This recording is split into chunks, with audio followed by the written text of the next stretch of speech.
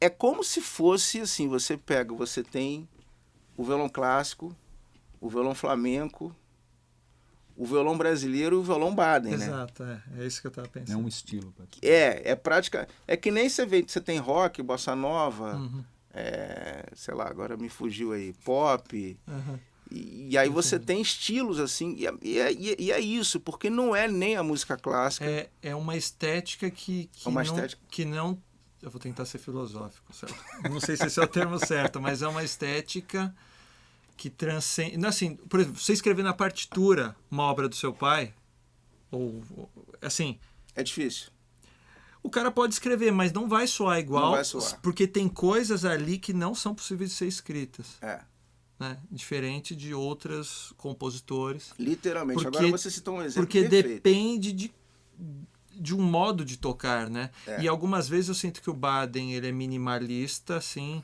Você vê que ele fez um arranjo, uma música suave, aí você fala, pô, mas ele só veio com uma nota, deu só um arpejinho e tal. E às vezes ele tá cheio de batidas e tal, né? Quando ele puxa pros graves, tem as estrastejas, tal, mas isso faz parte do tempero, do negócio. Eu vejo como tudo isso faz parte, né, da estética. Não é tipo um erro, uma falha técnica, né? Sim. Que nem eu já vi algumas pessoas até falando, o Baden é legal, mas ele tem uma coisa suja. Mas daí é outra... É gente que interpreta assim, eu não concordo, né? Eu também não. Mas assim, você estava falando... Eu queria que daqui a pouco você desse uns exemplos para o pessoal ver. Claro, mas você estava falando dessa coisa de ser minimalista, e aí a gente estava falando ainda há pouco sobre o lance da composição. Porque se tem uma coisa que o meu pai conseguiu reunir, que é uma coisa que eu considero bem difícil, é o seguinte, é você ser um virtuose e você ser um compositor de músicas populares. É muito raro. Com sofisticação. Não... É mais ou menos o seguinte, ele quando ia tocar, ele era... Isso. Pois é. Ele, tipo assim, quando ele ia tocar, ele era do nível do Paco. E quando ele ia compor, ele era do nível do Tom. Exato. Pois então, é muito... Exato, mais eu ou não me menos por lembro aí. disso, assim, alguém que é referência no instrumento e referência também como compositor. Assim, nesse mesmo... Sim. E engraçado que ele se considerava mais compositor do que violonista. Olha que coisa. É mesmo? Ele dizia que o compositor era mais forte. Porque, assim, certa vez eu tava falando com a minha mãe, que ficou casada com meu pai há 22 anos. Ela conheceu meu pai em 75, minha mãe Silvia. Estava vivíssima, cheia de saúde, e vai viver por mais de 100 anos aí. Legal. E aí eu estava perguntando para ela, porque a minha mãe sabe tudo do meu pai. Então a pessoa que sabe tudo é minha mãe. Porque ela ficou de 75 a 97, ela era esposa, deu filhos, e ela era a esposa que era produtora também. Ah, tá. Então, tudo. Acompanhava até o lado profissional do marido. Tudo, contratos, como é que ele era, como é que não era, que gostava, enfim, tudo.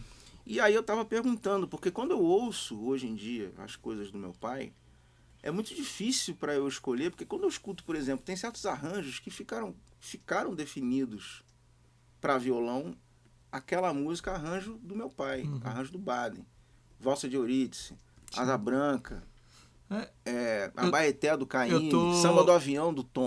Sei que eu ia falar. E são músicas que não são dele. Eu estou estudando essa para gravar no meu canal. Gravação referência do Baden. Tudo bem, Rafael Rabelo fez, mas você vê que pegou coisas do Baden e deu uma coisinha. O Rafael era completamente influenciado. Claro que ele tinha o seu respeito.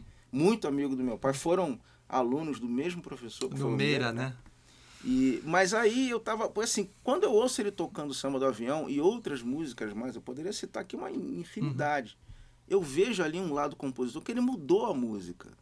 A música, eu posso quase que dizer com todo respeito que ele chegava a melhorar a música. Dentro da interpretação que ele dava, ele até melhorava. Como intérprete. E aí, como compositor, ele esquecia o virtuosismo para fazer melodias. Melodias claríssimas, né? Deixa, ou tantas outras. E até tem um lado B, Márcia, eu te amo, que são, né, melodias com pouca nota, mas que vão direto no coração. Olha que melodia que você quer tocar. É uma das coisas mais difíceis. É muito difícil para um cara desse nível de virtuosismo. Ele tem que esquecer tudo e É o menos é mais, né? Eu prestei muita atenção nisso quando eu fui gravar o meu segundo álbum, que era é um álbum que tem letras, né? Tem um parceiro poeta, que é o Wagner Barbosa. E a ideia, toda vez que eu ia compor, tal, a gente tava pensando no negócio, falar, tem que segurar o freio de mão aí. Você não pode fazer um arpejo que vai daqui para lá e esperar que o cara coloque letra em tudo e volte. Para colocar letra é difícil. Não tem como. E tem a textura, e tem o... Então você tem que ter essa... E aí você percebe como que o Baden tinha essa Se bem que ele fez alguns temas que tinham um grande nível, assim, de agilidade, tipo Choro para Metrônomo, tipo... Eu tava aqui... Mas pensando em letra, tem aquele quá, tem umas frases violentas lá, né? Aquela... Mas que malandro sou eu pra ficar dando colher de chá se eu não tive colher. Tem umas frases assim, mas não. Aí tá dentro do samba mesmo, né? O samba tradicional brasileiro e tudo mais. Mas é uma coisa impressionante isso. Então, ele conseguia se desvencilhar dessa coisa de eu sou... E aí eu fui perguntar para minha mãe, eu falei, vem cá, mãe, ele era mais compositor, assim, que ele se considerava? Como é que ele se via, né? E ele falou, ele se considerava mais compositor, o compositor era mais forte. Ele falou que quando vinha uma música, ele tinha que parar tudo que ele estava fazendo para se concentrar para fazer aquela música. Que coisa. Acho que para finalizar, só para que a gente já pode ir para a próxima... Nossa pauta tem que... não, ele queria que ele mostrasse ali, mas quando você pensa no birimbau, essas músicas assim, você vê a primeira parte da música tem 2 notas, assim, sabe? Pois é. E é porque o cara consegue ter essa clareza, essa simplicidade, sabe? Não, e ele foi também aquela pessoa, assim, só para citar alguns exemplos, assim, ele foi meio que desenvolvendo, assim, essa coisa da afinação, né? Ele desenvolveu a afinação, a coisa da sexta em ré.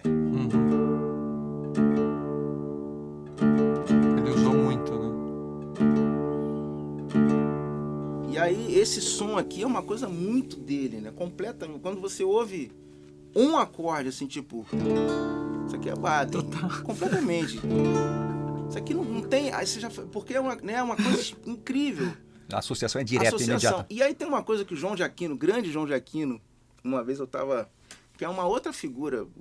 O João de Aquino, compositor, violonista, maravilhoso. Que é parente do seu pai. Parente, primo.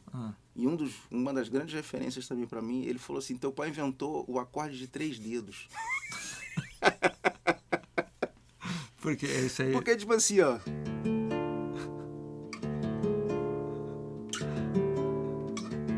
Tudo 3 dedos. Aqui tem 2, mas tem uma pestaninha, como se fossem 3. 3 notinhas apertadas. Então, quer dizer, aí tem... Aqui já tem 4, aí já é outra coisa. Mas, enfim, então... Esse tipo de linguagem que ele foi desenvolvendo é uma coisa única, né? Então, com essa afinação e esses acordes, em vez de ser aqueles acordes, né? Que também tem o seu lugar, não estou criticando, estou falando assim, que ele veio com uma estética completamente diferente e tinha um preenchimento com 3 dedos, que é uma coisa que até meio que... Soa como muito. Que vai preencher o som e favorece com um muito o violão, né, também. Exatamente. Então, você vê, quando eu sento 3 dedos, ó. Aqui tem 2. Você vê que com 2 dedos ele faz um mi bemol. Como é que você vai fazer um mi bemol com 2 dedos para preencher uma sala de concerto? Não tem como. Se você gostou desse corte, você pode assistir esse podcast inteiro, clicando aqui no card, ou você pode ouvir na sua plataforma de áudio preferida através dos links aqui na descrição.